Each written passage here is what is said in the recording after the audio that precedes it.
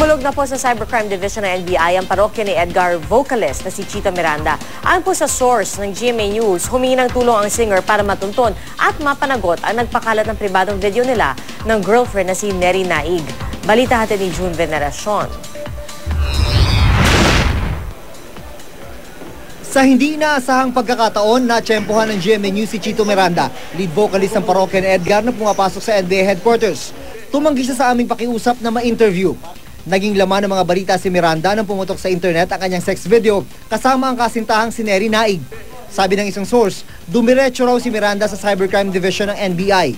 Sabi ng source ng GMA News na nakausap mismo ni Chito Miranda, humihingi daw sa kanila ng tulong ang lead vocalist ng parokya ni Edgar para malaman ang punot dulo ng pag-leak ng kanyang sex video at para malaman na rin kung sino ang nag-upload dito sa internet.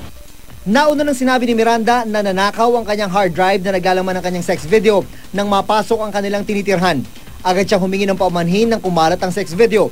Nagsumiti rin daw ng kanyang affidavit si Miranda sa opisina ni NBI Director Donatos Rojas na siyang magbibigay daw ng go signal kung ano ang gagawing hakbang ng Anti-Crime Division sa reklamo ni Miranda.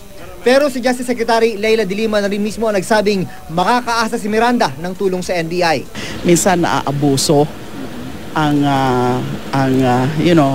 the cyber technology or the internet, naaabuso yan, yung